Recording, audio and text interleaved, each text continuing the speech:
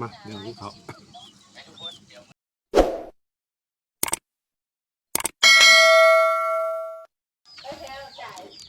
กลับทักทายสบายดีพี่น้องมีบาแซงเซลินเทเลพองสิขึ้นผู้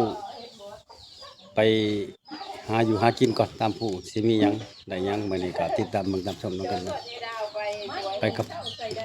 ภรรยาภรรเมียก่อนกับแม่สาวดาวกับบ่าวเนาเดี๋ยวได้ไปสู่เพิ่นติดตามเบิ่งตามชมนำกันเลยเดี๋ยวได้บ่ไปเนาะบ่ไปเนาะหาเห็ดนี่สิไปเบิ่งขั้วอีกเลยสิขายขั้วอีกบ่ บ้านไหน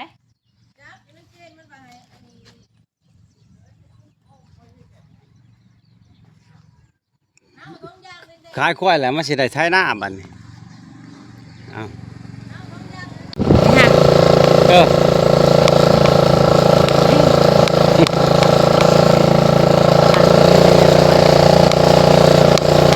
ตอนนี้กำลังเขา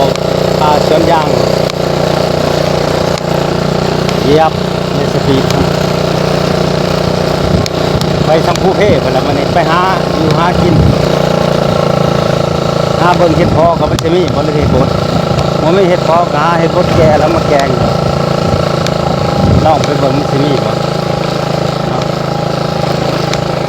ดูพวกไฟสิ แล้วมันทำก็ใหม่แล้วกล้องรถข้ามไปกินพาไปเพื่อนมีแก้วนี่แหละย่างเนาะ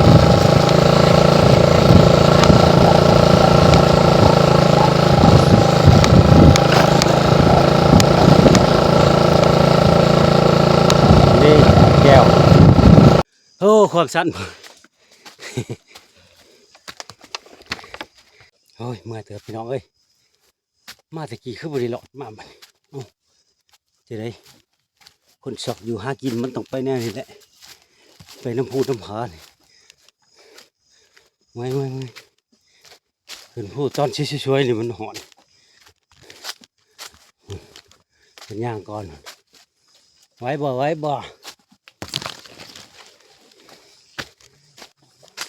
้แล้วพักพร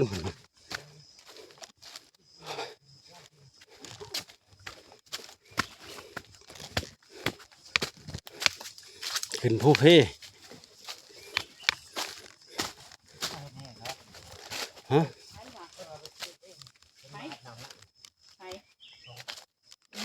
เราชมมาปะเมื่อยไว้บ่เหยียบยา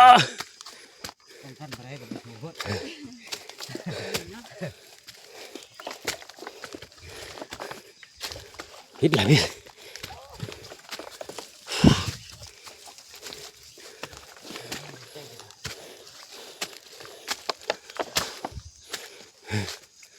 ไก่ชีวิตเลยไม่ขึ้นพูดเลยพูดเลยเห็นแต่ยาวจะได้พักผ่อน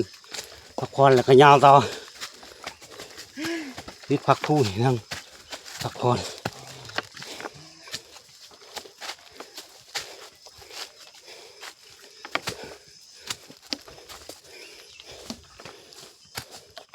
เมื่อยพี่น้องเมื่อยหากจะขึ้นมาซื้อคนมันหากินหาอยู่หากินร่มเชียวคง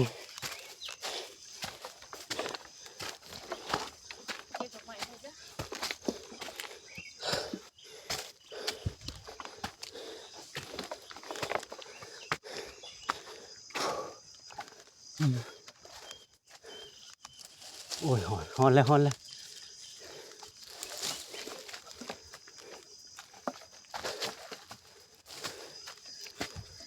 อาอันนี้เป็นบ่องสิบูซาไปหมอให้เจ็บขามากหมอให้เจ็บแข้งให้อยู่ดีไม่แห้งให้สุขให้มันนี่แหละมันได้เขาถือมันก็สิเป็นศักดิ์สิทธิ์นี่แหละพี่น้อง เฮ็ดหลังผู้แล้วก็เมื่อยเติมเด้ออยู่ในนั่งพักผ่อน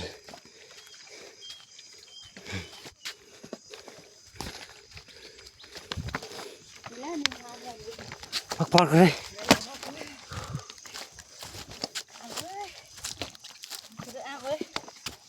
แดดช่ำ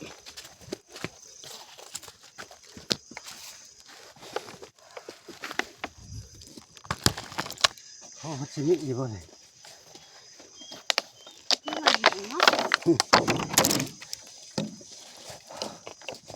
เอาลมออกกันเลยเอาเหงื่อออกกันเหงื่อหมดเอายาวต่อเริ่มพักผ่อนแล้วล่ะหาเบิ่งคอนเฮ็ดก็มันสิมีเกียมอุปกรณ์ไปลองเบิ่ง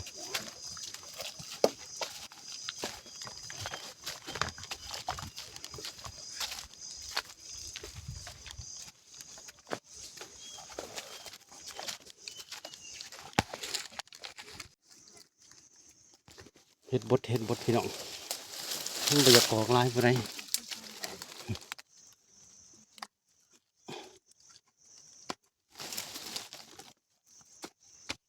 โอ้ยมันชบแหลมลายอย่างลาย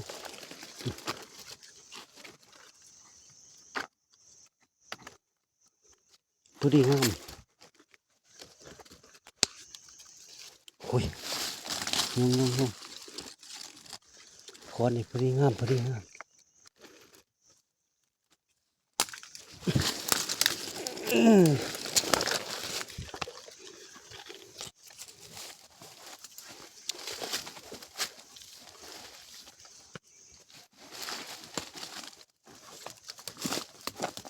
ตัวนี้มันเถาไปเลย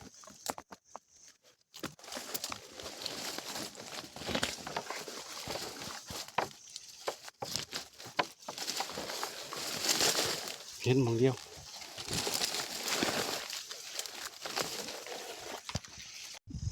เอ้ยนั่งพักผ่อนกันมาให้เฮ็ดกับประมาณพี่น้องเอ้ยพักผ่อนกันสิไปหาเลาะต่ออีกแค่สิได้หยังอีกเฮ็ดก็ได้น้อยเดียวพอได้บ่ทันพอแกงซ้ำน้ำบ่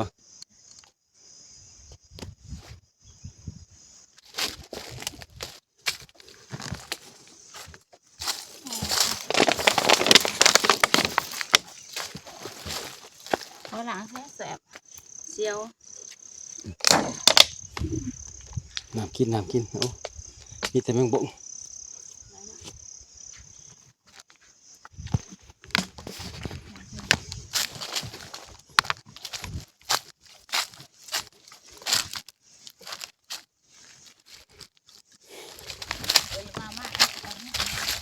โอ้ยมันเกิดบดคอนเห็ดเป็นเห็ดเก่า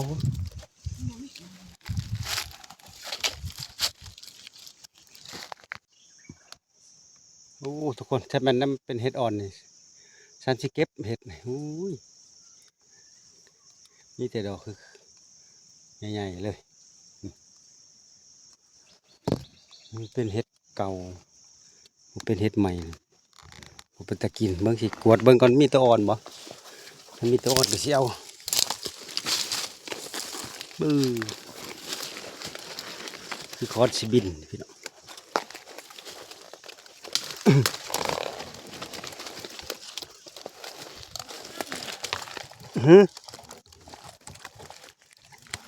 แกอะไรเพื่อนเลย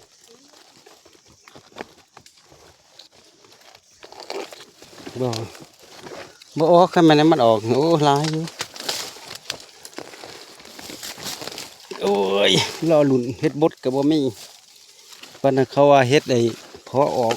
ยังบ่ทันเห็นอยู่ไปออกเบิ่งอยู่ด้านเพิ่นละจักหน่อยสิได้ตาวแหละ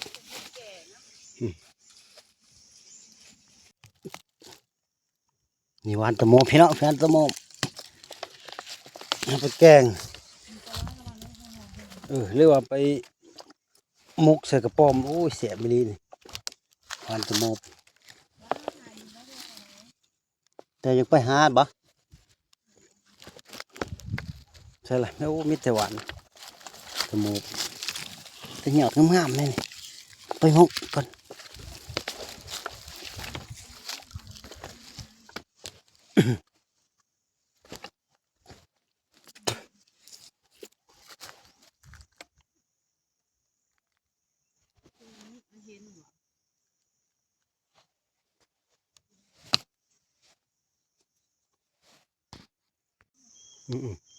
ต้อนซ่อนผักปลาพี่น้อง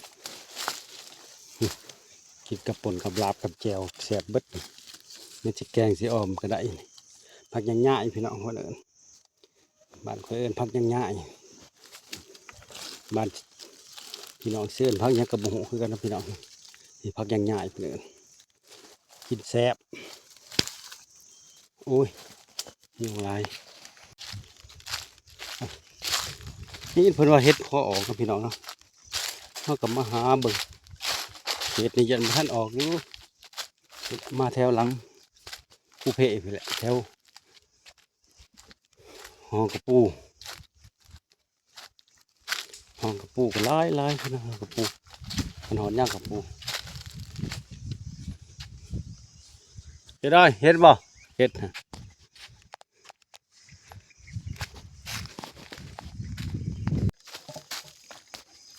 ตอนนี้เพิ่นสิลงผู้เลยมาเฮ็ดหาหอนกับประมาณเมื่อตอนบ่ายๆนี่แหละเก็บผักง่ายๆแล้วมากินกับแจ่ว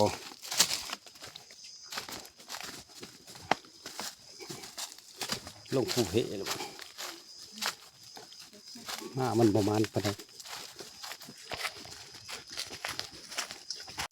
เอาสิได้กลับแล้วบัดนี้มาหาเฮ็ดก็มันบ่แม่นยามมันบ่ถึงยามเฮ็ดเพาะกับบ่ทันออกเขตเฮานี่ออกแต่เขตอื่น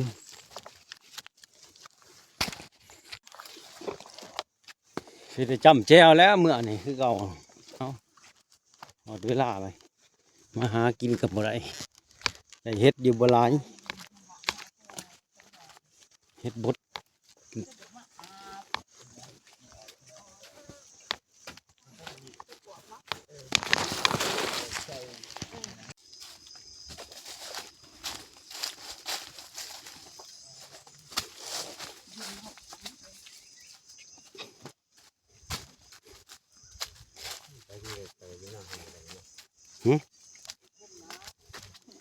โอ้ย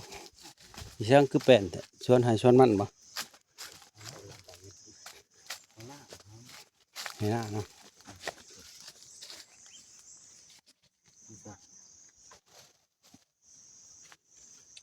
ตัวนั้นผู้นะ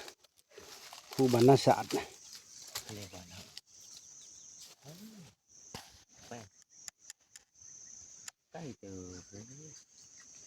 โอ้ทางลงหิวเลยหากลงข้าวเดียวดอกมันสูงเนี่ยเอาตอนนี้มาหอดเหือดเลยได้ยังละมันโอ้ยเห็ดแต่พักยังง่ายแล้วฉันมาจำเจียวมานารุ่นเลยเห็ดแต่พอได้เตะๆอันนี้น้อยเดียวว่ามีนี่เห็ดโอ้เดี๋ยวกินบริกินเนาะมาหอดเหือดละจะได้กินเขากับเจียวกับพักยังง่ายนี่เลยพี่น้องจะหน่อยกินเขามาเดี๋ยวกินเขากินเขายังง่ายนะอะไรเฮ็ดก็เชียวผู้เราจะไปหาเฮ็ดจำไปแล้วนี่ครับ